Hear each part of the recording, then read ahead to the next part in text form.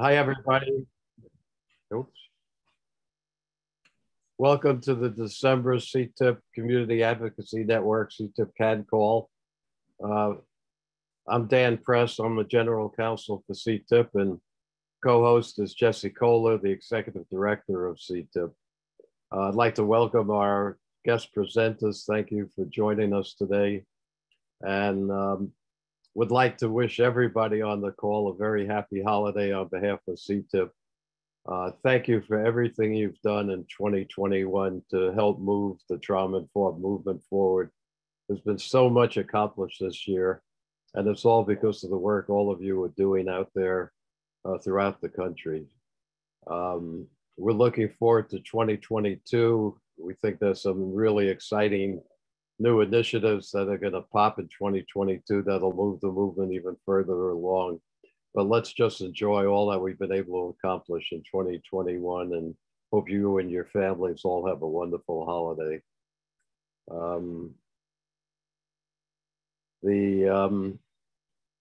One of the exciting things that happened in 2021 was the blossoming of state trauma-informed offices.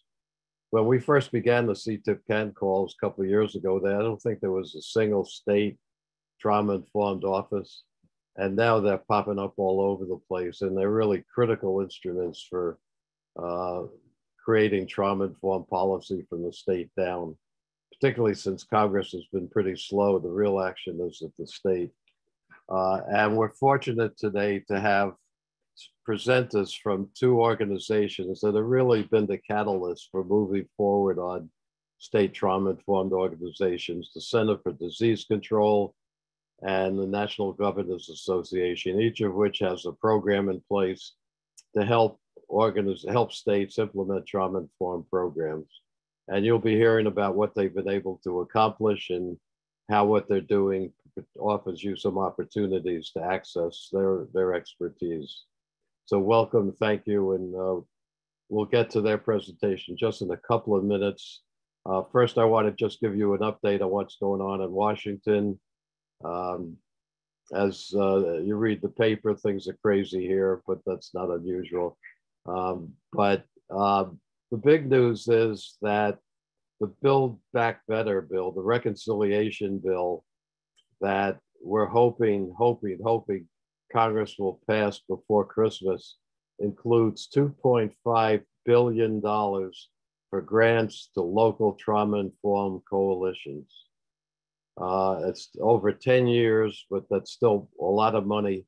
And the nice thing about the reconciliation bill is that you don't have to then go back to the Appropriations Committee to get them to approve the money. Once the reconciliation bill passes, that money will be available. There'll still be a lot of work to do because the reconciliation bill just has one paragraph describing the grant program. So CTIPP and everyone on the call is going to have to work with Health and Human Services to flesh out exactly what kind of grant program it's going to be. But it's exciting. One of CTIPP's long-term agendas is to promote a trauma-informed block grant program where the money comes every year without the need for appropriations, and the money is adequate for all of the trauma-informed coalitions in the country. The $2.5 billion is a great start. Among other things, it provides an opportunity for all of you to demonstrate how valuable trauma-informed coalitions are and to make the case for the long term for the block grant program. So 2022, assuming the Build Back Better Act goes through, is going to be a time where we're going to see more money pouring into trauma-informed coalitions than we've ever seen in our history. And it really opens the opportunity for great things to happen at the local level. So we're excited about it. We'll keep you posted, keep your fingers crossed, and hopefully we'll all be having a great New Year's celebration with the Build Better Act. I'm going to turn it over to Jesse now to talk about a couple of other CTIPP initiatives and then to introduce our speakers. Jesse? Thanks, Dan. Thanks. Just let me say how great it is to have you back on the CTIPP CAN call after a few months. I love co-hosting with you, and you know that. So first of all, some exciting news on the CTIPP business front is that we, for the first time, are hiring full-time staff. So we have 2 positions available. I just put the link to the applications in the chat. One is for a director of community and government relations, who will help to bridge both the relationships with members of Congress and their staff, as well as the communities that we work with, the advocates we work with, and sort of create more of that direct line of communication. And then we have a director of communications and outreach position to help with email marketing, social media, all of that, to continue to funnel the information to our advocates. So we are seeing that expansion to hopefully continue to grow the movement within, as you all also are doing incredible work around the country. And so if there are any candidates who you think would be good fits, we are looking to fill these positions quickly, but we won't be closing these positions at least until the end of the week. So if there are folks in your network that you think would be good to apply, please feel free to have them apply through this link. Just to mention, the Director of Community and Government Relations, we really do want someone with direct Hill experience. So if you know anybody that has that, please feel free to have them apply. The 2 other things to quickly mention that we've been working on beyond the policy that Dan was just talking about. So one is the Building the National Movement to Prevent Trauma and Foster Resilience workshop series, which we have been planning with about a dozen national organizations for the last 6 months, and that will be launching on January 7th. We already have over 600 people signed up, but it is completely free. We have capacity for 3,000 folks. And so you can see the website to sign up there. Please feel free to sign up. It's going to be 8 workshop series starting January 7th, going until April 15th. We recognize that not everybody will be able to make every single workshop, but still please sign up, get the word out. We really want to continue to see this movement grow, and we have some great presentations for those workshops. And Sarah, I see your hand up. Do you have a quick question? Yeah, can you speak quickly to the target audience for the workshops? Like, are you talking like direct service providers, like program directors, like state liaisons? What are you thinking? Great question. Thanks, Sarah. It's everyone, right? CTIPP firmly believes that everyone has a position in this movement as we continue to build toward community-owned, trauma-informed, prevention-focused, and healing-centered practices. Certainly the people that you noted would be great candidates to be a part of that workshop series.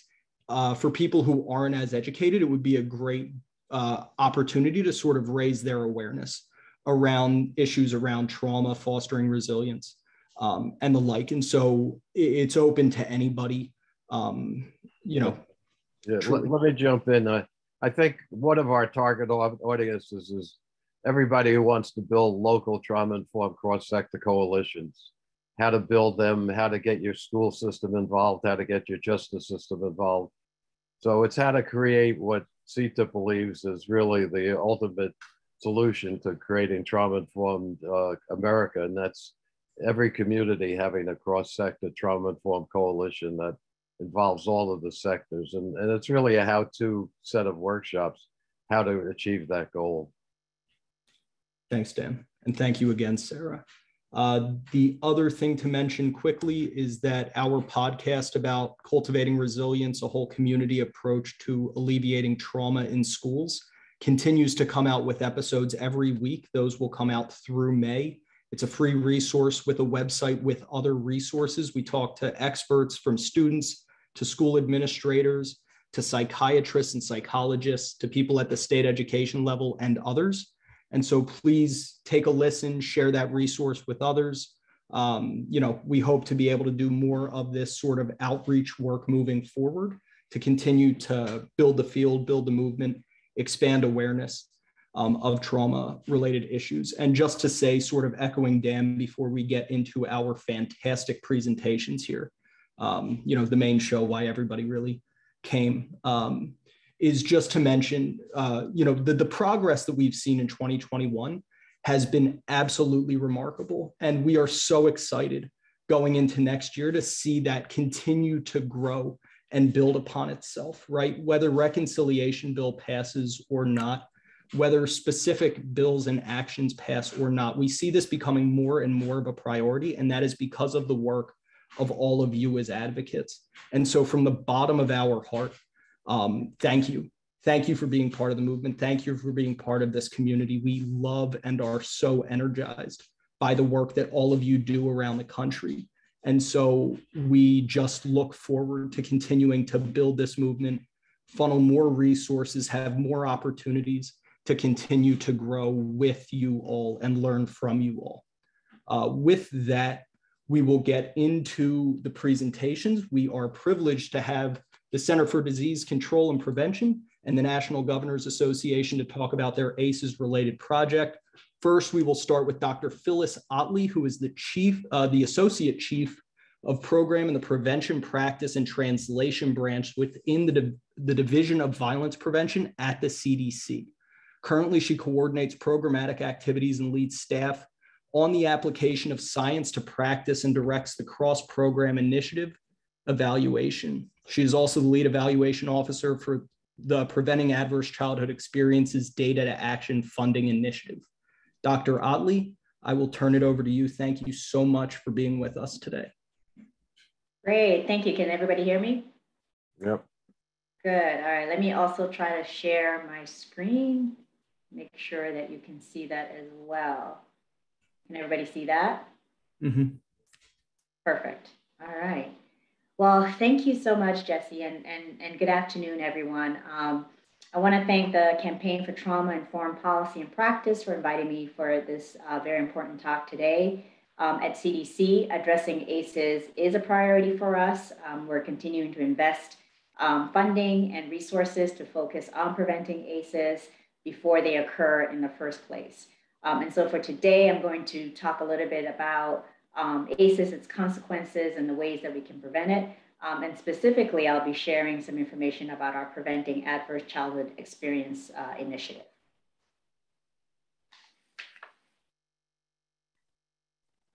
All right, so just so you know, we have a common understanding of ACEs, and I know this is something that you're all very familiar with, but I just want to review what we mean by ACEs. And so adverse childhood experiences, or ACEs, are potentially traumatic experiences that occur in childhood that can have lifelong impacts on health, experience of violence, and economic opportunity. The traditional ACEs, which appeared in the original CDC Kaiser ACEs study from 1995 to 97, are on the right hand of the screen. And these traditional ACEs include physical, emotional, and sexual abuse, physical and emotional neglect, and specific household challenges, which includes a family member with a serious mental illness or who attempts suicide, or having an incarcerated relative living in a household where there's intimate partner violence is occurring, or a parent that is treated violently, or having a family member who abuses substances, and having parents who are separated or divorced. So although the original ACE study, many of those core ACEs measures, they include the traditional ACEs, but these are not the only types of traumatic experiences that can occur in a child's life. And so CDC's Division of Violence Prevention and the leaders in the ACEs scientific community have acknowledged that the importance of expanding our view of ACEs to include experiences like those at the bottom left of the screen. And these expanded ACEs include, but of course they're not limited to, experiencing discrimination, bullying, peer violence, teen dating violence.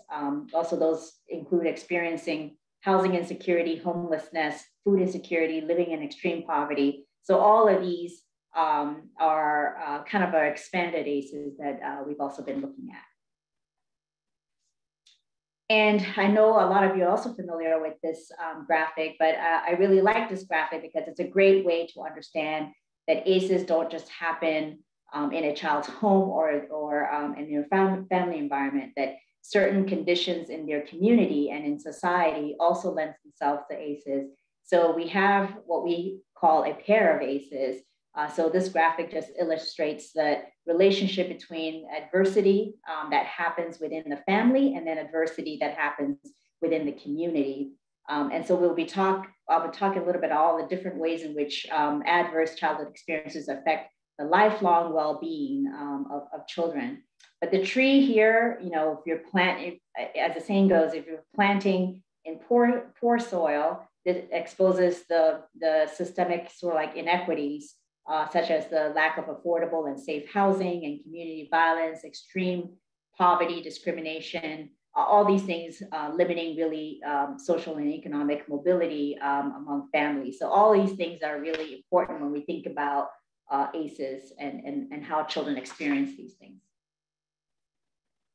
So in November of 2019, CDC released vital signs on the long-lasting impact of ACEs and featured CDC's first ever comprehensive estimate of the potential to improve Americans' lives by preventing ACEs. And so what we did was we analyzed the behavioral risk factor surveillance system, the BRFSS, data from 25 states that included ACEs modules on their BRFSS. And this was from 2015 to 2017. And we wanted to estimate long-term health and social outcomes in adults that contribute to leading causes of illness and death and reduce access to life opportunities. So the BRFSS module did not include neglect questions. So that was not addressed here. So the data were collected from approximately 144,000 adults age 18 or older. And the association between ACEs and 14 negative outcomes were examined. And so just the next slide here just shows you, so like what we found from doing this vital signs. And so we found that the ACEs are linked to chronic health problems, mental health, substance misuse, and reduced educational and occupational achievement. And that preventing ACEs has the potential really to reduce the leading causes of death, so such as heart disease, cancer, respiratory disease, and diabetes. And so, for example, if we're preventing ACEs, we could have also reduced the number of adults with depression by as much as 44%, or up to about 21 million cases that have been avoided. If we prevent ACEs, this could have reduced the number of adults who have heart disease by as much as 13%, or up to 1.9 million cases avoided. If we prevent ACEs, that could reduce the number of adults who are overweight or obese by as much as 2%, or up to 2.5 million cases that have been averted. So as you can see, preventing ACEs has a lot of these consequences that impact both our health and our well-being. And ACE prevention can have positive impact on education and employment as well. And so the key findings of the report are that ACEs are common. You know, nearly 3/5 of adults among the 25 states that we looked at in the study population reported experiencing at least one ACE, and approximately 1 in 6 adults reported experiencing 4 or more ACEs. And so adults reporting the highest level of ACE exposure had increased odds of having those chronic health conditions and the depression and smoking and heavy drinking and so on. And the study also found that females and American Indian and Alaska Native non-Hispanic and Black non-Hispanic and other racial groups were more likely to experience 4 or more ACEs. And so you can certainly, I can certainly send that report to folks if you don't have a copy of that vital signs. So what we know for sure at CDC is that ACEs are preventable. And this is why it's really a priority for us at CDC. So we can prevent ACEs before they occur, and we can promote more positive factors that mitigate those negative effects and strengthen resiliency among those who have already experienced ACEs. And so at CDC, we spend really a good amount of time and funding and resources helping states and communities with preventing ACEs. And so one of the ways we've done this is through our technical packages. I'm sure you all maybe are familiar with these technical packages, but our technical packages really represent a select group of strategies that's based on the best available evidence to prevent specific violence types from happening in the first place, or to prevent it from continuing, as well as approaches to lessen the immediate and long-term harms that for a particular violence type. So each technical package that we have, it's got sort of like a narrative, discussing the strategies and approaches and the evidence that's supporting those approaches. And it's put in a nice sort of like summary table. And so we've got technical packages for child abuse and neglect, for sexual violence, for youth violence, for intimate partner violence. And for ACEs in particular, we drew upon all the multiple technical packages and created what we call an ACE resource tool that also outlines the best available evidence to prevent ACEs. And so in that resource tool, there are 6 main strategies that we have outlined to prevent ACEs. And I'll spend the next few slides going over each of these strategies. So the first one is strengthening economic supports to families. There is very strong evidence that's consistently links low income to ACEs exposure and children's long-term health, education, and their social outcomes. And so our research shows that parents facing financial hardships are usually at a higher risk for stress, for depression, and conflict in their relationships with their families, all of which really compromise their parenting and increase their risk for ACEs. And so there's strong evidence that's showing that income, ACEs exposure, and children's long-term health and educational and social outcomes are all linked. So the 2 approaches under these strategies are strengthen household financial security, so such as tax credits, childcare subsidies, and family-friendly work policies, such as paid leave and flexible and consistent work schedules. And so these policies addressing these issues can prevent ACEs by increasing the economic stability and family income, also increasing maternal employment and improvement in parents' ability to meet their children's basic needs, and also high quality childcare. And so they can also prevent ACEs by reducing parental stress, depression, and protecting families from losing their income to caring for a sick child or a sick family member. Okay, and the second strategy is social norms that protect against violence and adversity. And so changing social norms, that accept or allow indifference and violence and adversity is important in preventing ACEs. And the approaches under this strategy include public education campaigns about ACEs, their consequences, and our responsibility as a community or as a society for really preventing them. Others include legislative approaches to reduce corporal punishment and promote effective and safe discipline strategies. Others are bystander approach and efforts to mobilize men and boys as allies in prevention. Bystander approaches and mobilizing men and boys as allies in prevention are 2 approaches that we can implement in the schools. And these are used to change the norms and the ways in which people think about violence, but also helps to kind of support healthy relationships and foster healthy relationships among peers and friends to reduce violence. Another example is Green Dot and Coaching Boys into Men, and these use coaches as boys and athletic teams to serve as mentors, again, around healthy relationships and intervening when they see dating violence or sexual violence or sexual harassment.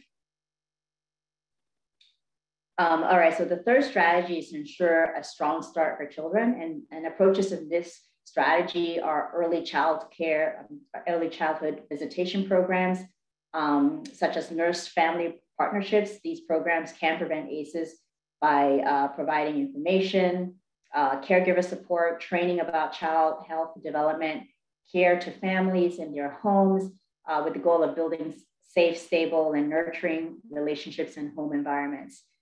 Other approaches here include the high quality childcare and preschool enrichment programs with some family engagement, such as early Head Start and child parenting centers.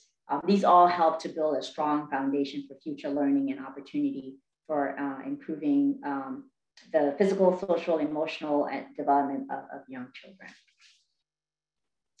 And the fourth strategy is teaching skills. This includes social emotional learning approaches often taught in elementary school and widely used in the US to enhance interpersonal skills. And so they teach students skills for communication, for problem solving, alcohol and drug resistance, conflict management, empathy, coping, emotional awareness, and regulation. So these are all linked to, these programs have been found to significantly reduce peer violence, substance use, depression and anxiety, suicidal thoughts, and attempts. And so we have a program like CDC's Dating Matters, also Safe Dates and 4th-R. They all teach healthy relationship skills, including social and emotional learning skills to adolescents. So these are all part of this particular strategy. And then the next one is about connecting youth to a caring adult and productive, doing some productive after school activities. And so these connections are important for both preventing ACEs and for buffering against the impact of ACEs for those who have already experienced ACEs. And so you have mentoring and after school programs are the two approaches listed here. And these, there are many mentoring programs like Big Brothers and Big Sisters is the oldest and best known example. Youth who participate are less likely to skip classes, to skip school, initiate drug and alcohol use, engage in fighting. So these are all, these programs all have a good opportunity to lessen, to prevent violence, but also lessen any harms associated with those who already experienced that violence. And the last strategy is the secondary prevention approach, or mitigating harmful consequences of ACEs exposure. So these approaches include some enhanced primary care, including screening assessments and referral and pediatric practices and other healthcare settings, victim-centered services for those, for example, who are fleeing intimate partner violence, and include crisis interventions, hotlines, shelter or housing, medical and legal advocacy, assistance with addressing children's needs. So treatment to lessen the harms of ACEs and treatment to prevent these problem behaviors for those at higher risk for problematic behaviors. And so this is one approach that we have in our technical packages, understanding that oftentimes ACEs have already occurred and we already have folks that are exposed to ACEs. And so these are one way in which we could also try to, first of all, prevent sort of like generational ACEs, multi-generational ACEs, but also working to immediately lessen the harms that may be associated with ACEs. And so now what I'm going to do is just talk specifically about the specific Preventing Adverse Childhood Experience Initiative, and this is our Data to Action Initiative.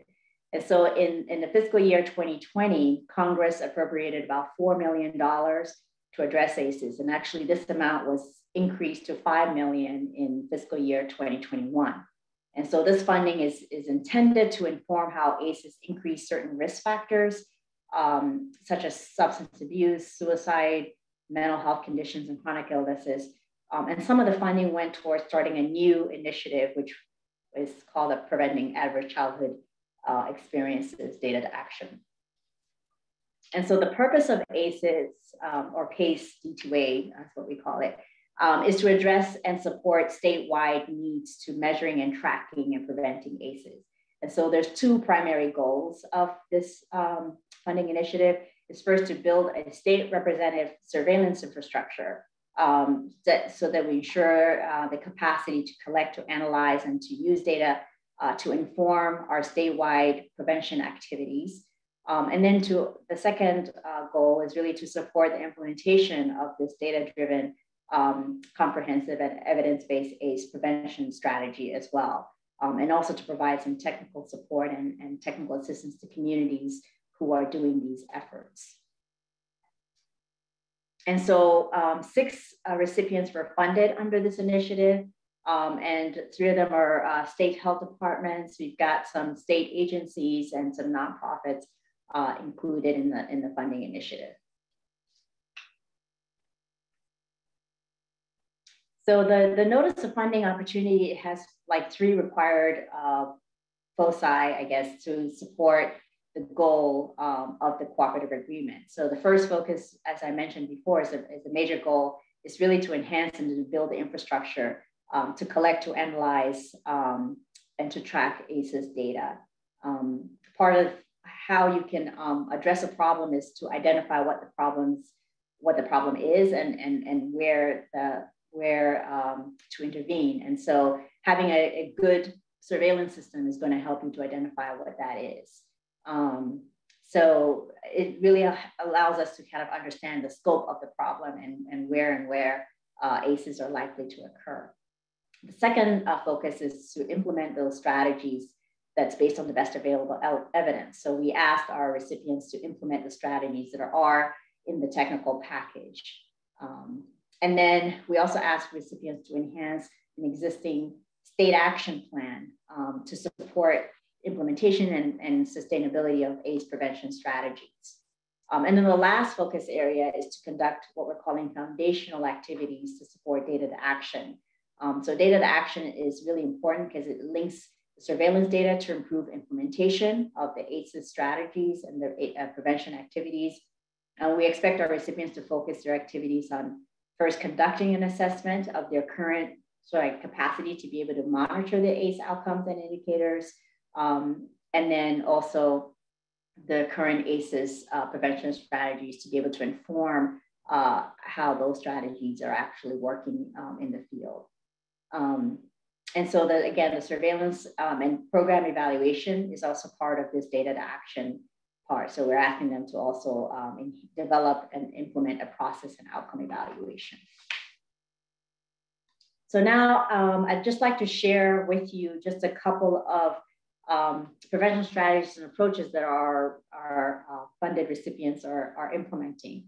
And so in the Connecticut Office of Early Childhood, they're actually implementing 4 of those prevention strategies that were in our technical packages. And they're doing it different ways. So ensuring a strong start, they're doing that two-generational approach of ACE prevention. And they're doing early childhood home visitation programs. They're also promoting social norms through public awareness campaign. They're also working on strengthening economic supports through the uptake of earned income tax credit. And they're also teaching skills. Our Center for Healthcare Strategies recipient, they're also doing the ensuring a strong start for children, but they're incorporating ACEs education module in the implementation of their statewide home visitation program. They're also doing a public education and awareness campaign about the impacts of ACEs through their social norms strategy. The Georgia Department of Public Health, another recipient, they're expanding early childhood home visitation programs, and they're promoting social norms by using a 1-800 helpline to promote parents who are doing help-seeking kinds of behaviors. So they are promoting norms through education and awareness as well. And Massachusetts Department of Public Health, they're also strengthening economic supports. They are ensuring equitable access to paid family leave for working class families. They're also working on connecting youth to caring adults, and they're really building up their mentoring programs. They're also doing a public education and awareness campaign to prevent ACEs through their social norms strategy. And then the Michigan Public Health Institute, they're ensuring a strong start for children. They're developing these comprehensive toolkits, again, around early home visitation. So a lot of our recipients are doing home visitation types of strategies, and they're also doing a public education and awareness campaign on the impacts of ACEs. And then the last recipient, Minnesota Department of Public Health, they are also doing their intergenerational impact of ACEs on incarcerated individuals and their families. And they're connecting incarcerated or formerly incarcerated parents with programs to enroll their children into the quality childcare and preschool enrichment programs. And so they're they're focusing on a very specific subpopulation of incarcerated families. And then they're also focusing on another very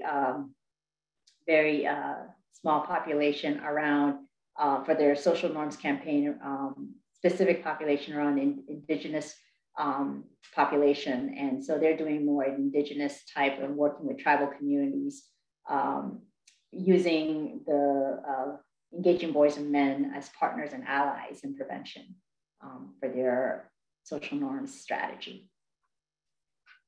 So as I mentioned, the surveillance activities is a big focal point of the work. And so all of them are collecting youth-based ACEs surveillance data. All of them really are using YRBS, but the number of questions around ACEs differ. So we have from about 4 to 16 ACEs questions that are being administered in the 2020 YRBS Youth Risk Behavior Survey.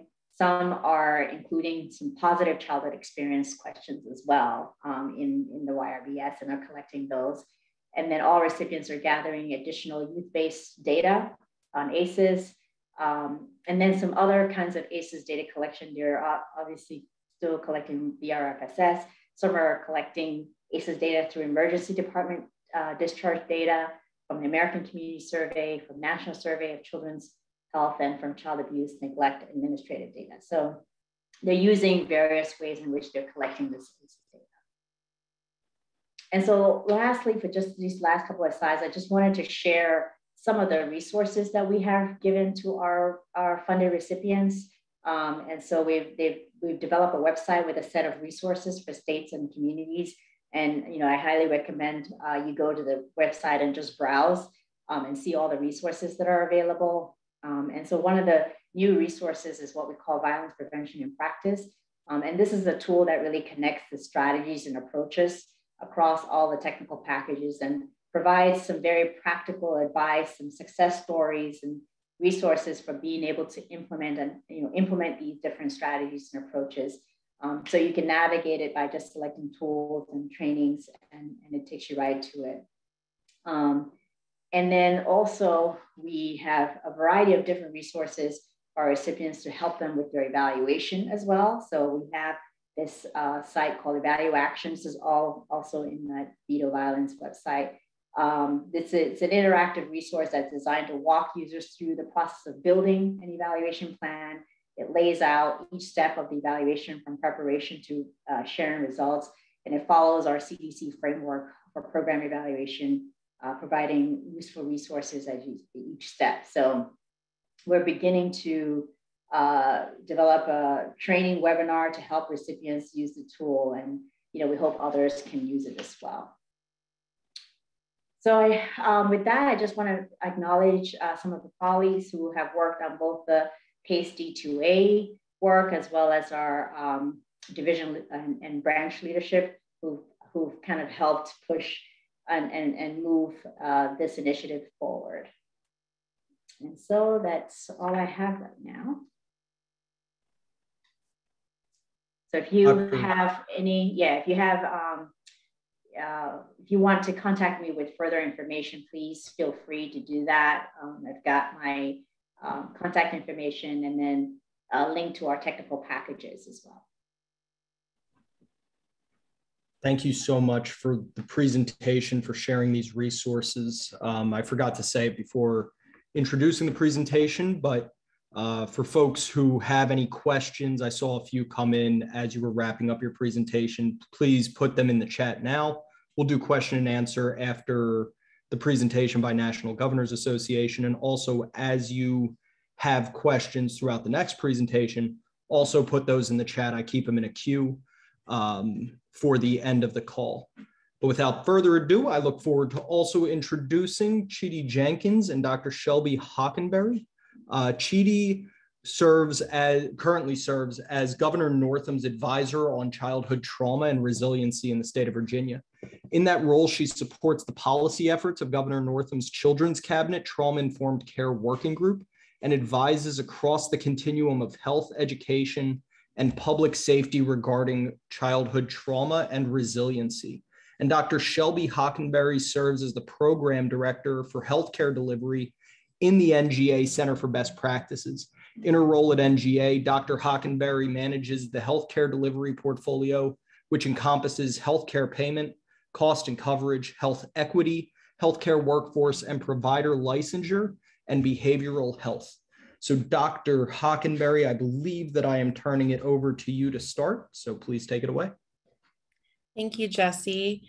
And thanks everyone for having us. I'm going to try to share my screen. Hopefully this will work here. Oh, can everyone see that? Maybe it's not on the right mode. You're good. Is it good? Okay. All right. In any case, well, thank you so much for the nice introduction, Jesse, and thank you all for having us. I'm very excited to present today with our friends in Virginia, and Chidi in particular has been such an active person that has been involved in our ACEs learning collaborative that we have undertaken in the past, about 1.5 years at this point. And so I wanted to tell you a little bit about our learning collaborative today, and also just a little bit about NGA and our connection to ACEs and trauma work. For those of you who don't know, NGA has been around for over 100 years and is a bipartisan organization that represents the nation's 55 governors from the states and territories. As I mentioned, we have bipartisan leadership every year. We have, it switches from a Republican to a Democrat each year as to who our chair and leadership is represented by. This year we have Governor Asa Hutchinson from Arkansas, and our vice chair is Governor Phil Murphy from New Jersey, who will then be our chair next year. And as Jesse mentioned, you can see this is kind of just some of the topical areas that we work on in the Center for Best Practices within NGA. And the areas that are highlighted in purple are the areas that Jesse mentioned. In particular, as noted for this particular topic, is the area related to health equity and behavioral health. And I really appreciate Dr. Ottley highlighting some of the linkages there between those areas as well. So at NGA, we typically have several different learning modules that we put together around topical areas. The one we'll be discussing today is centered on the learning collaborative model. And that's really one where we get a group of states that are either interested on a certain topic, or we put out a request for applications to all the states and territories on a certain topic that we have funding on from an organization or from the federal government sometimes. In this particular case, we received funding from the Robert Wood Johnson Foundation that enabled us to put together an ACEs learning collaborative to look at both health equity and ACEs as part of the collaborative. So again, as I mentioned, the collaborative got going in June 2020 and really officially wrapped up in October of this year. We had a group of 5 states, 4 of which were in the Mid-Atlantic region, which I'll get back to a little bit later. But Virginia, Maryland, Pennsylvania, Delaware, and Wyoming were the 5 states that were involved in the ACEs Learning Collaborative. To put this in a little bit of context, you can see here in the kind of bright purple color are the states that I just mentioned as part of the ACEs Learning Collaborative. And you can put that in context with some of the other projects that NGA has been working on related to child and family well-being. You can see in a kind of the medium shade of purple is the child and family well-being cohort. And the lighter shade or lavender purple is the social and emotional learning cohort, which looks mostly at elementary and child age folks and the role that schools play in trying to prevent and mitigate ACEs. As part of the Learning Collaborative, we did want to highlight several of the case studies that have been leading examples on ACEs throughout the country. So we put together, these are 2 of the examples of the case studies that the group wrote. One highlighting Tennessee and their Building Strong Brains model, and the other highlighting the California ACEs Aware Initiative.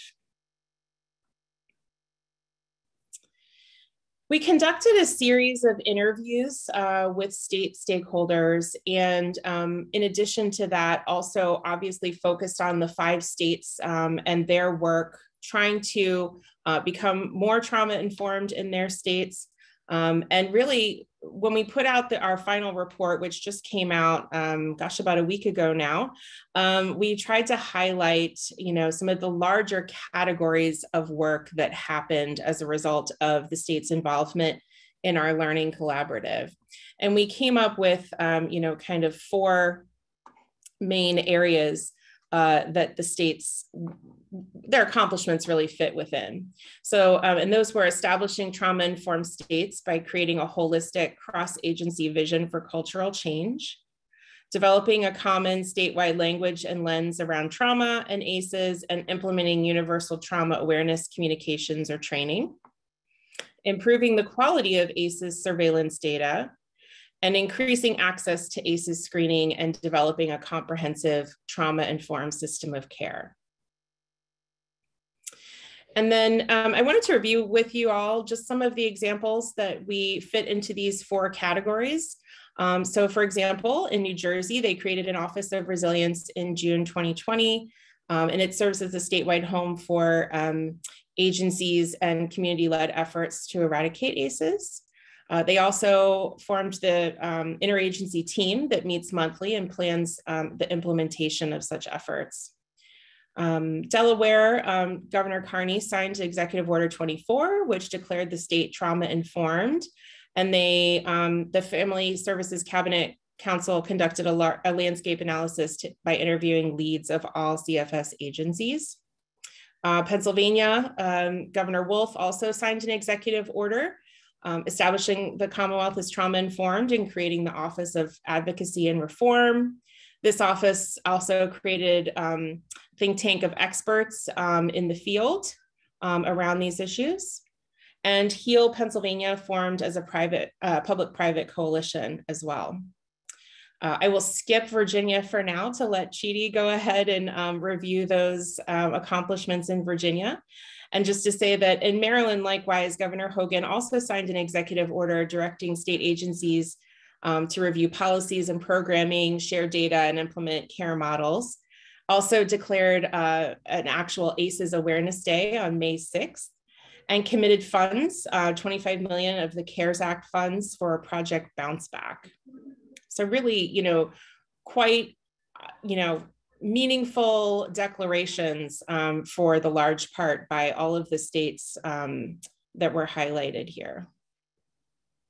And then looking at developing a common lens around trauma and ACEs, again, leaving Virginia aside for now, I wanted to highlight Delaware and Pennsylvania's work. In Delaware, the Family Services Cabinet Council produced the Delaware Developmental Framework for Trauma-Informed Care. And also the leadership teams and frontline staff have been trained in trauma-informed care principles. So really seeing that kind of, leading from the top and in action on the ground in Delaware. Pennsylvania also created a universal healing strategy with the assumption that every child in the state has experienced at least one ACE. And I felt like this was a really important thing to highlight because, as Dr. Ottley mentioned, so many people are affected by ACEs and without realizing it. And I think it went a long way to eliminate some of the marginalization on talking about ACEs, just in the language that was used there in Pennsylvania. The Office of Advocacy and Reform also requested $4 million from the ARPA funds for trauma-informed plan goals, which I thought also was very important. And then moving to improving the quality of ACEs surveillance data, Wyoming incorporated ACEs related questions into their behavioral risk factor surveillance system in 2020. And I'll also note that they've also really tried to emulate the California ACEs Aware model in Wyoming, and they've been working really closely with California, which is somewhat of a different model from what a lot of the other states in the Learning Collaborative have been following. More of those, the other states have been following the Tennessee model or creating their own new models. Pennsylvania also introduced ACEs related questions into their youth risk behavior surveillance system. And Maryland developed a cross-agency ACEs data work group to create an integrated system of identifying and tracking ACEs exposure. And then the last category we identified was increasing access to ACEs screening and developing a comprehensive trauma-informed system of care. Again, Wyoming received the approval from CMS to open Medicaid reimbursement for ACEs screening for children and adults. And then Pennsylvania, the Office of Mental Health and Substance Abuse Services created and sent assessments to the psychiatric residential treatment facilities to identify levels of trauma awareness. And then we also noted that, 4 of the 5 states in our Learning Collaborative were from the Mid-Atlantic region or are from the Mid-Atlantic region. So we had some interest from the states. I think Chidi was our chief interest that got this going, actually, from Virginia, to put together a Mid-Atlantic ACEs and Trauma working group as one of the other outcomes of our Learning Collaborative. So in addition to Maryland, Virginia, Delaware, and Pennsylvania, we also invited New York, New Jersey, and North Carolina to participate in the first kind of get-together meeting of this group. And we met at the end of October. We had a guest speaker from Tennessee, in fact, since their model was so impactful to many of the Mid-Atlantic states. Where they talked about kind of sustaining the work that they've done beyond the executive orders and the policy changes that they made at the outset. How has Tennessee really been able to sustain this work and moved it forward into a more trauma-focused lens as opposed to only the ACEs portion? So that was, I think, really helpful for the Mid-Atlantic states to kind of see how they've done that a few years on. And there was a lot of great conversation as a result of his presentation. And then, really we spent the rest of the afternoon kind of discussing where states have come from, also understanding, New York, New Jersey, and North Carolina had not been a part of the Learning Collaborative, so they also had a chance to share the lessons they've learned and some of the efforts that they've undertaken in their states as well. And then also talking about looking toward the future, how could the Mid-Atlantic states continue to work together since, as Chidi points out often that, the Mid-Atlantic is an interesting area. It's sometimes not thought of as a region for statistical or data collection purposes, but I think in practicality, those of us who live in the Mid-Atlantic region know well that we often travel across state lines on a daily basis, and our families and friends and professional networks live beyond state boundaries within the region. So it's really important to understand the policies that have been set forth in the different states in the region and how the states can work together to learn from each other in the future. And so with that, those are some of our outcomes from the Learning Collaborative, but we definitely intend to continue working with the Mid-Atlantic states to see how we can support them and provide technical assistance in the future on trauma and ACEs issues. But I wanted to give Chidi the opportunity to highlight some of the work Virginia has done and that she has played an integral role in with Governor Northam's leadership on this, as well as the First Lady. So let me stop sharing my screen, or let's see, I may have to. Do you want to give it a try, Chidi? I'm going to give it a try, but we'll see what's going to happen. It's giving me my open system preferences push again. So I think in the interest of time, maybe if you I can try to share, yeah. want to try and share, that would be great, because I don't want to have to go through a bunch of hoops. So thank you so much for that handoff. And thank you, Dr. Ottley, for everything that you shared. Dr. Hockenberry, if you want to go into presentation mode, and then it'll kind of bounce up into everyone. My presentation is going to be far shorter. Thank you. Than everyone else's. Oh boy, there's a lot of notes there. I wonder. You have to hit the display setting and switch it. Look at Hit this that on the top. together. Where is it? Where it says display settings all the way on the top, it'll allow you to switch the left. Yeah. Top left. Just want to recognize that this is a common experience that I have also run into. So I appreciate the run through for all of us on how to use Zoom as we go into 2022. That's 2 good years stuff. later. Thank you so much, Dr. No, thank you for sharing. So, I actually on the side wrote to Dr. Hockenberry and said, Dr. Ottley is nailing everything right now, because I think when we talk about trauma-informed care and trauma and ACEs and resilience, we really have this tendency to feel like it's got to have these titles that like connect it, and trauma or resilience needs to be written into the name or the title or the grant. And really there's so much that is trauma informed that does not include that word, right? And when we talk about our practices and our policies that we need to change, we need to identify policies that are good policies that are trauma informed, but we don't necessarily have to rename them or rebrand them. We just need to understand that these are practices that we've been doing that have been preventing adverse childhood experiences or building resilience in individuals or communities for a very long time. We just need to look at them with a new lens and appreciate why we've been advocating for them for so long. So my name is Chidi Jenkins, as was shared, and I serve as advisor on childhood trauma and resiliency here in Virginia. I'm housed in the governor's office and specifically under the Secretary of Health. But the privilege of my role has been that I've gotten to work across our secretariats and very closely with our First Lady to ensure that a lot of our policies and practices and our administration goals are really grounded in trauma-informed practices that really ensure that children and families are able to thrive and to succeed. And so, although my professional background is actually in the classroom, I was an elementary school teacher.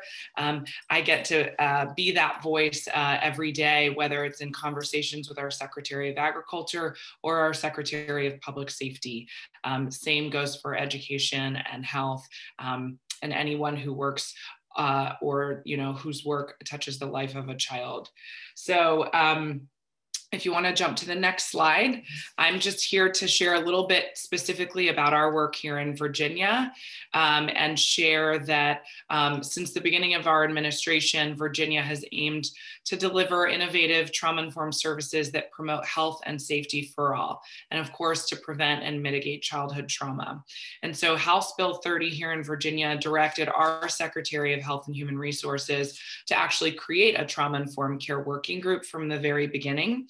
And the goals there were to develop a shared vision around trauma-informed care, a shared definition of trauma-informed care for our agencies, specifically those within our Health and Human Resources Secretariat.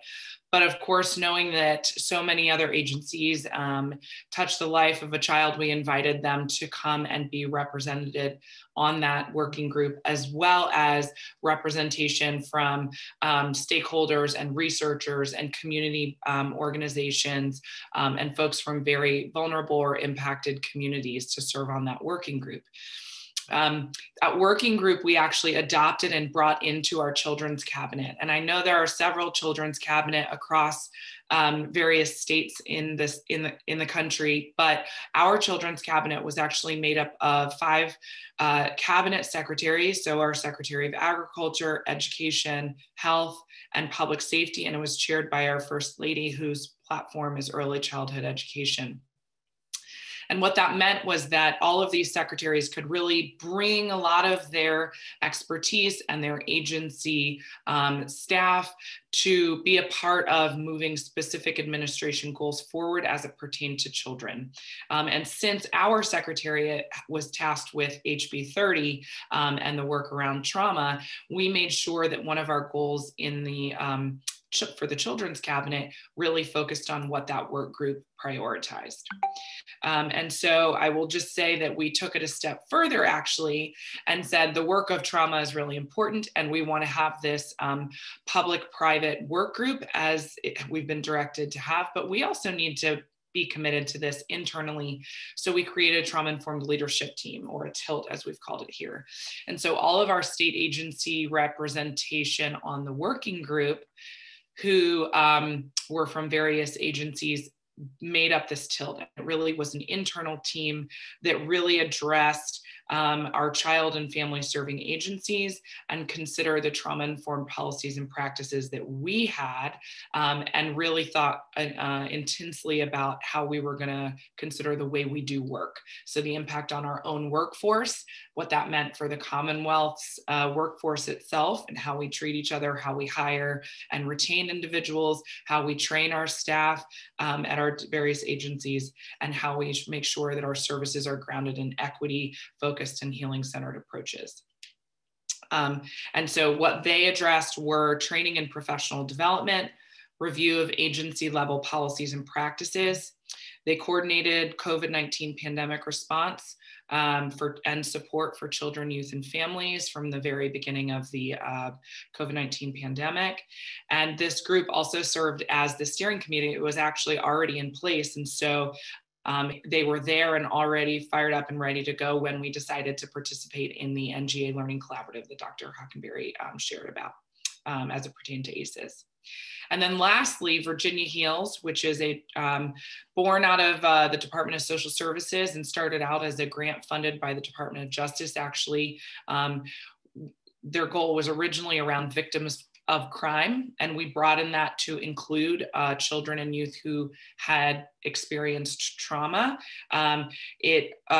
What came out of that project was this trauma-informed model of service delivery and an associated toolkit of resources and professional development. And really its aim was to clearly map out a safer and more equitable and trauma-informed way for our various cross-sector programs to be able to serve our youngest Virginians. So I'll go on to the next slide and say that our working group, per its legislation, accomplished many things, one of which was the stakeholder engagement and community-based leadership. The work of trauma response and trauma-informed care in Virginia started long before the Northam administration, and we just had the privilege of being able to elevate it and participate in it and go ahead and make sure that we started to ground ourselves from a state's perspective in doing similar work. And so coming together around a common goal and a common mission of ensuring that our systems of care were better equipped to serve and to respond to childhood trauma was important, but also how do we prevent it from happening in the first place? And so that was one of the main things that I feel very strongly about that this working group was able to accomplish. As I said, there was representation from our community-based organizations. We had leadership from our advocacy groups, providers, mental health providers, pediatrics, behavioral health. They all had a seat at the table. And so what was accomplished? We had a statewide resilience scorecard that we agreed upon and indicators on that. And I think maybe some of the states that Dr. Ottley, you highlighted as part of your CDC funding group had similar outcomes and sort of highlighted similar indicators, included prevalence of trauma. So we identified youth homelessness, parent incarceration, foster care data. Those were all things that we said, you know, when we're thinking about prevalence of trauma, we need to be looking at these numbers. When we talked about systems of care, we addressed and identified youth homelessness numbers. Availability of substance use disorder service providers, school counselor ratios, juvenile justice diversion rates. These were all things that we thought, you know, when we're thinking about our various systems, are we identifying and looking at the right data sets? And then, of course, community resilience was important for that scorecard. We were thinking about percent of Virginians earning a living wage, the number of Virginians, adult and children, who were covered by health insurance. And we even identified the number of statewide trauma-informed community networks as an indicator of how well our state was doing in becoming trauma-informed. And lastly, child and family resilience, separate from community resilience, was also identified as really important. And so metrics like the number of children starting kindergarten ready was really important. Third grade reading proficiency scores, and our workforce numbers specific to young adults ages 16 to 24. So as I started off saying, like, everything doesn't always say trauma, but these are things that we're talking about, are preventative measures that we should be taking as a state, investing in and making sure we are acknowledging as ways to prevent or mitigate the impacts of trauma when, God forbid, it does happen. Our Children's Cabinet adopted SAMHSA, and so as a state, across all of our agencies, the SAMHSA definition for trauma is our shared definition writ large. And so that was really huge. We also, for the 2 years running, Governor Northam proclaimed proclaimed Resilience Week, which is the first or second week in May every year. So that was another public-private partnership that we really felt was encouraging of our trauma-informed community networks. And we also identified some guiding principles, which we felt were important and available as a roadmap for agencies and organizations alike to utilize. And they provided recommendations on how to implement sound practices to ensure universal access and equitable services, to ensure and encourage cross-systems collaboration across our agencies, and also address the need to safely screen for trauma, but also provide consistent and appropriate services, meaning referrals to services that really met an individual's most pressing needs in that moment, all while supporting a trauma-informed workforce.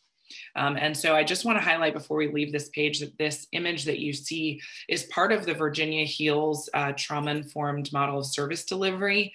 And it really is very comprehensive in the way we feel all of our services should be inclusive of trauma-informed practices. So, thinking about our direct service providers and what they are equipped to do, what they are trained to do, as far as prevention and intervention services, the importance of screening for trauma and ensure individuals before they screen, providers are trained on how to do so in a trauma-informed way. Of course, safely implementing a referral practice that ensures that it's family-centered and ensures that individuals' needs are being met. Training for staff. Family engagement was something huge that we acknowledged and highlighted across the model. And if you were interested in checking it out, we have an entire professional development really just aimed towards family engagement. And of course, reviewing policies, right? There are so many things that are ingrained in our practices, especially at a state, systems that just have so many barriers and are maybe not harmful, but certainly not productive as it pertains to becoming more trauma-informed. We need to be open to reviewing those policies and practices and ensuring that we change them as needed, recognizing that we are aiming to become trauma-informed in every way. So the next slide is all about our learning lab. This was an incredible experience. Dr. Hockenberry did not acknowledge that this really started actually just as the pandemic started. So whatever we had floating around as goals that we wanted to accomplish really took a sharp 180 because we had to respond to the pandemic appropriately. And so our first goal was really around collaborating between our state agencies to ensure children who were now isolated at home, potentially living in a domestic violence situation, experiencing homelessness, not being able to access their care systems like their teachers and support staff at school, that we were really doing everything we could collectively to provide a safety net for our youngest Virginians. Gosh, I don't even know what to share about all of this. I would encourage everyone to really go and read this brief and easy read of a report, which really shares a lot about what we took from it. But I will say that it was an incredible experience to be able to learn from other states who were starting at different points, but experiencing similar barriers. it was bipartisan in a lot of ways because we had governors who of different political backgrounds, but who still could see that, trauma response was important, and that we really needed to think about the implementation of our work, not just at state agency levels, but in communities, as far as conducting trainings and supporting implementation of new practices, trauma-informed practices in schools, courts, and community services. I will highlight that we too allocated $1 million of American Rescue Plan Act funds for our trauma-informed community networks here in Virginia. It was a great day for us because our TICCANs, as we call them, have never gotten any public funding except in small bouts from our Family and Children's Trust Fund for Virginia. And so this was a huge pot of money, which we are excited for the regional networks to utilize, specifically to develop a community-driven statewide trauma awareness campaign to help build or build back better their networks, to prevent ACEs from at a community level, and also to promote resiliency. So I need to highlight and thank our community networks for all of their hard work. I know there are a few on our call. They are amazing, and we continue to support and elevate the work that they do. And so the last slide I have is really about our Children's Cabinet Legacy Tour on the road to resilience. If you snap a couple times, there are pictures here. Our First Lady in October and all of the cabinet members went on tour to really highlight everything that's happened over the course of 4 years. You can click one more time. Our Children's Cabinet highlighted and focused over 4 years on food security, early childhood education, maternal and infant health, and student safety in schools and campuses, as well as trauma-informed care. And those priorities really came to a head, and we were so grateful that we had made them early on when the pandemic hit. As you can imagine, our youngest learners were really in vulnerable spaces, and our First Lady's platform of early childhood education really was amazing in being able to provide for our frontline early childhood educators who never closed their doors. There was money allotted very quickly, and we were able to turn around a lot of systems when things shut down, and that was because these priorities were already in place. So this legacy tour really highlighted the individuals, the communities, the agencies and organizations that came together to support children and families in a myriad of ways while this administration was at the helm, but especially through the pandemic. And I just want to highlight a few things that we did that are really important. Broad-based categorical eligibility was a huge win for us here in Virginia. If you qualified for TANF, you now were automatically qualified for SNAP benefits. Our Families First Prevention Act was a huge effort to ensure that we were preventing children from entering the foster care system, and I am incredibly proud that our Department of Social Services stood it up. In Virginia, we expanded Medicaid very quickly when we took office, and now more than 600,000 Virginians have healthcare coverage. So when we're talking about those indicators I was speaking of earlier, it's a huge deal.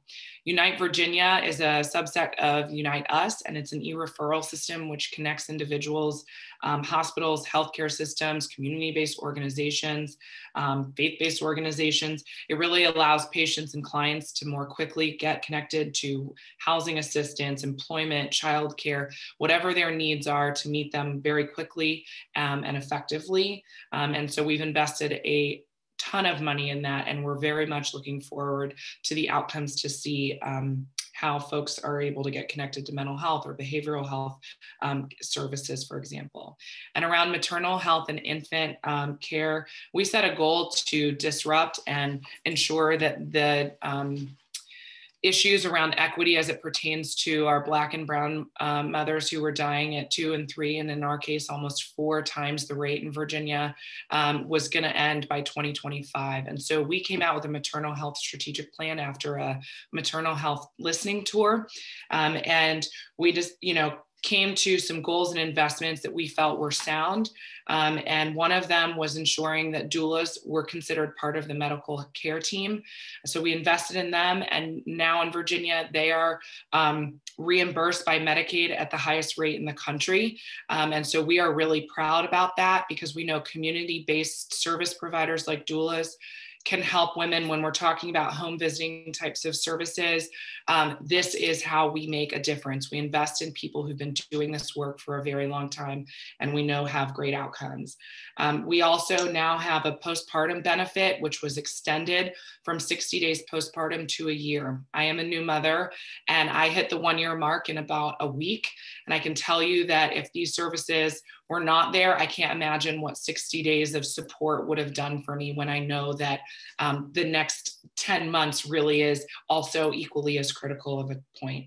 And so these are just a few things that were huge wins that don't have trauma written into them, but I encourage you, your states, policymakers, advocates, to consider advocating for all of these sorts of things, including home visiting, to ensure that you are becoming as trauma informed and building resilient communities in your own states as well. So I'll shut up there and pass the mic to whoever's going to take it. Thank you for the time. We ask that you never shut up. Thank you so much for this incredible presentation. I mean, the point about the dualism postpartum coverage is getting a lot of love in the chat right now. Also combining SNAP and TANF, I think you said, and sort of reducing the barriers there are great examples of making policies trauma-informed, making services more accessible to all people, but especially those most in need. So thank you for those examples, as well as the work that all of you shared today. So hopping right into the Q&A, if anybody has additional questions and answers, please continue to put them in the chat. But to start, Dr. Ottley, when is the CDC D2A project ending, and will there be a report? Yeah, so the project is they just finished their first year. It's a 3-year cooperative agreement, so they just finished their first year.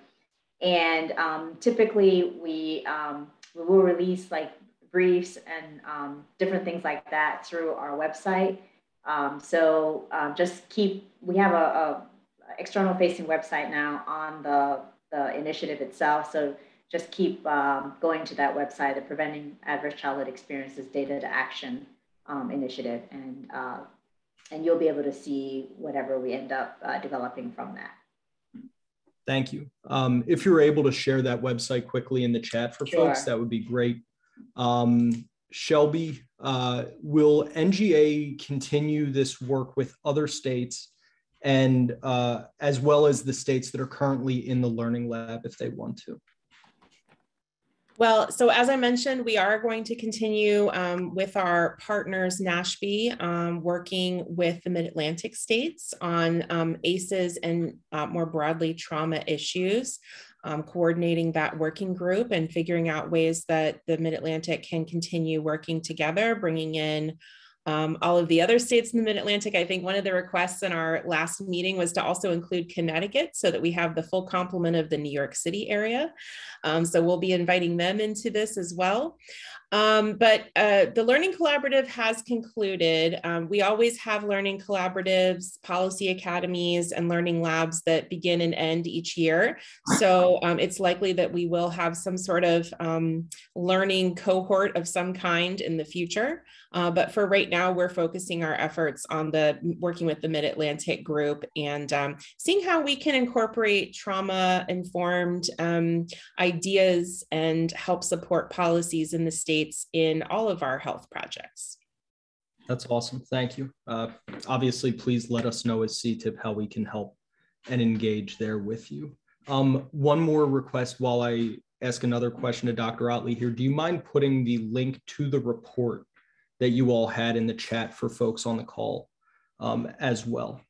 And thank you. It's excellent. We'll be following up. It'll be in the follow-up email, but just so that folks can get it today. Dr. Ottley, will there be another round of PACE D2A grants in the future?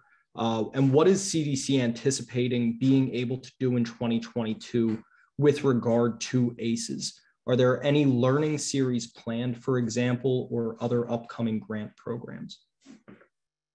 Yeah, so the exciting thing is that in 2020, we had a funding line for ACEs for the first time. And so we just anticipate that that will continue to increase. Like we said, like I said, in 2020 and 2021, it increased to 5 million when it started at 4 million. So we do anticipate and we do hope that it will continue to increase. And yes, I mean, you know, with that increase in funding, we certainly hope to continue to fund more state agencies, state health departments to do this work. So that is definitely anticipated. And how do people learn about it? Are you going to put out requests for proposals or? Yeah, through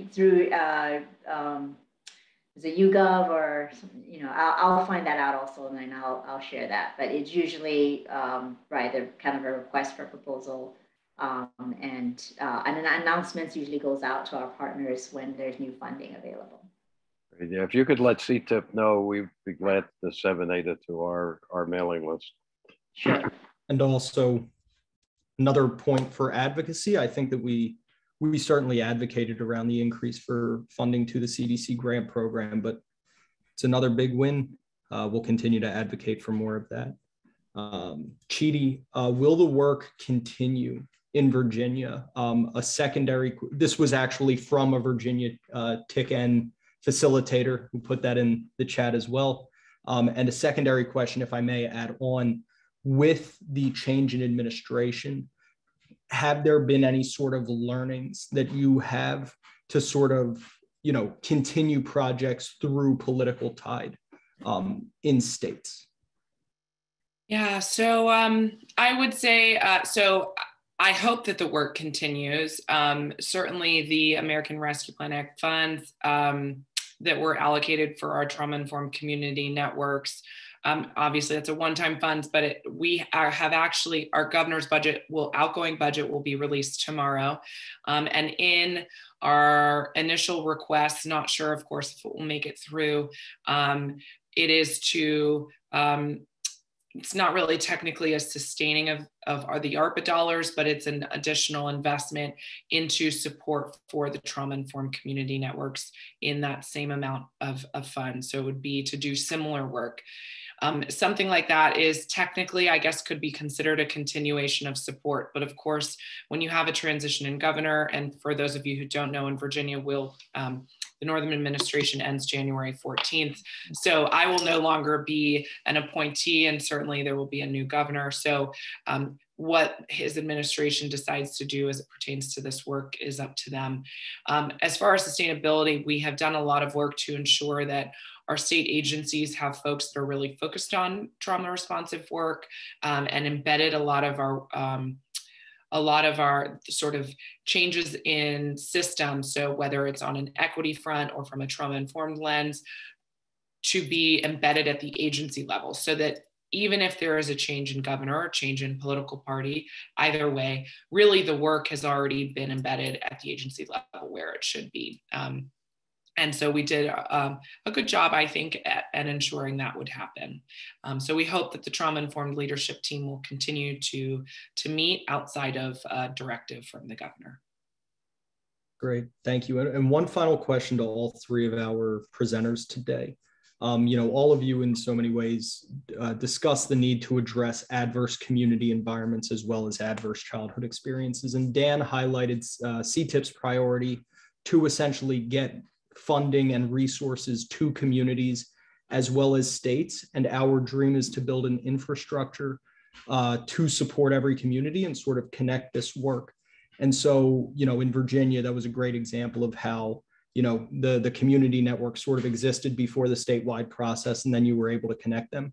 But I'm just curious if you all can speak to the need for work in communities, what that looks like, maybe through your lens, and how we can continue to support that moving forward. Yeah, so I can start. I mean, at the CDC, that's increasingly becoming very important. And even though we often fund state health departments and state agencies, we often encourage that state community alignment. So we often encourage states to work within their communities to implement the various strategies that we're asking them to implement. And so even though, like I said, the funding is at the state level, a lot of what we're seeing and what we're hearing is that, can you hear me? There's a little bit of an echo. Okay. I still hear the echo, but maybe you all don't. Yeah, and so we're increasingly seeing sort of like that work within the communities. And in fact, you know, another big area that we've started to look into and we're hoping to see a lot of funding around is around community violence. And so that's going to be an area where we're going to be focusing in a lot of resources and funding and potentially funding directly communities as opposed to sort of like state agencies around that area. Thank you. And Chidi, please. Yeah, I mean, I think I would say the same thing. What we came to understand on the maternal health listening tour, you know, as we went on this Children's Cabinet Legacy Tour, you know, we met with a lot of folks who were community-based service providers, folks who were in the field, people with lived experience. All of these voices were really important in understanding sort of what we needed to do at the state level to empower them to do what they were already doing better. And so I think that is a huge part of it. And that's why when we allocated these funds to the trauma-informed community networks, it was not for them to help us do a statewide campaign. It was to give money to them to do a community-led statewide campaign for themselves, right? And so I think keeping that in mind, keeping folks with lived experience, keeping folks who are already doing the work and just further empowering and supporting them is really where you're going to see a lot of wins. And we also just announced a record $27 million for our public safety system to enter a center, open a center for violence prevention and intervention at our Department of Criminal Justice Services, for example. But that's in partnership with our Department of Health. And so a lot of these cross-sector collaborations around, you know, prevention of adverse childhood experiences or whole family supports that are too generational, we really just want to make sure that those are collaborative between behavioral health and, you know, social services or social services and education, and ensuring that everyone is at the table. Thank you so much. You're singing our song on so many levels right there. And Dr. Hockenberry, if you have anything to add, please, would love to finish with you. Yeah, sure. Thanks so much. And thanks again for having us today. You know, as I said, we are trying to make sure that ACEs and trauma issues are integrated into any other health projects that we are working on, both on the healthcare delivery side of our group and the public health side of our group. And, you know, one of those areas in particular that I help manage is the substance use disorder and behavioral health more broadly portfolio. And I noticed that many states are starting to make, thankfully, good connections between the impact of ACEs on developing substance use disorders and the effects, or the, I guess, the intersection of those areas, as well as mental health issues. So that's one of the areas that we're going to continue pushing through and making sure that people see the connections, that the states have all of the evidence-based information that they need access to create, you know, more trauma-informed policies beyond what they've done already. Shelby, on that point, thank you so much. Go ahead, Dan. Yeah, one of the things CTIPP has been pushing is that with the opioid settlements, states are going to be getting money, and we want to encourage them to use a portion of that money to do exactly what you said, to address ACEs and thereby prevent and mitigate future substance abuse. So we'd love to work with you on that and find ways to get that message out. We're partnered with an association of state legislators. So between the governors and the legislators, hopefully we can get the message across. But yeah, that's really a priority. We think the opioid money provides a new opportunity to fund those kinds of projects. So we look forward to working with you on that. Great. Would love to work with you, Dan. We're definitely monitoring how those funds will be used and have begun conversations with states as well. So look forward to working with you. Great. And especially at a time when, you know, over 100,000 people died of an overdose death in a 12-month period in the country. We see youth suicide at epidemic levels, where there is now a national state of emergency for youth suicide, and we have violence deaths going up. There is not a more critical time to begin really making sure that everybody's looking at these issues. One final question that came in the chat just now is to sort of highlight education practices in states. Chidi, I know that you spoke to what you're doing with SEL, so I don't know if Dr. Ottley or Dr. Hockenberry, either of you have education information, but Chidi, if you don't mind expanding on that very quickly, that would be great. Yeah, so we've got actually just this summer, it's been in the works for quite some time, but our social emotional learning standards in Virginia. So at this time, they are not required to be taught in schools, but we are moving towards ensuring that schools know that they're there, how they can be implemented. We are sort of locally driven school divisions. And so you know, how implementation from one county to the next or one school division to the next could be slightly different. But the foundational thing is that they are now available and have been approved, and that we as an education system are looking towards that. Additionally, we have a lot of work happening in our DOE around becoming trauma sensitive schools. And that plays out in several different ways. Again, sort of schools adopting and moving towards that at their own pace with the support and technical assistance of VDOE. And then within that, our early childhood systems are really working towards what it means to have early childhood educators that are trained in being trauma sensitive and trauma informed as well. And so I think that's on the horizon and where we're going next. But when we're talking about the full scope, right, the life of a child, all of those systems as it pertains to education are really important. Fantastic. Thank you so much. Thank you, Chidi, Dr. Ottley, Dr. Hockenberry, if you watch the recording. Thank you as well. I know that she had to run. Dan asked me to share very quickly again about the workshop series, which is going to start on January 7th. So this is the homepage. If you click on this Save My Spot, that's how you can sign up for the Zoom. And then just to go over the 8 presentations that we have Building the Movement Through Community Coalitions to start, and then we're going to go sector specific with education and healthcare, child welfare and justice systems. That first child welfare presentation is going to most specifically be targeted toward youth involved in systems or moving out of systems involvement. And then we have Building the Movement Through Transformative Justice and Faith-Based Communities, populations with high prevalence of trauma, where we will dive further into the child welfare system, as well as other communities with high prevalence of ACEs. Building the Movement with Foundations in the Private Sector, Addressing Global Crises, where we will highlight how trauma-informed work impacts climate change as well as COVID-19. And then finally, Building the Movement Through Policy and Advocacy. And so we are so excited for that workshop series. Please sign up, share it with others.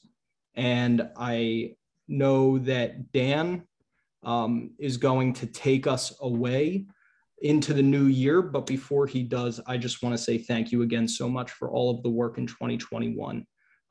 Really appreciate working with you all and look forward to continuing to grow and create more beneficial change. But with that, Dan, take us away. Well, just listening to the presentations today just gets my adrenaline flowing. There's so much great work going on all across the country. I mean, the movement is just exploding in so many wonderful directions. So thank you all. We wish you all a very happy new year and look forward to making lots of progress in 2022. And again, thanks our speakers for just terrific presentations. We look forward to working with your organizations going forward too.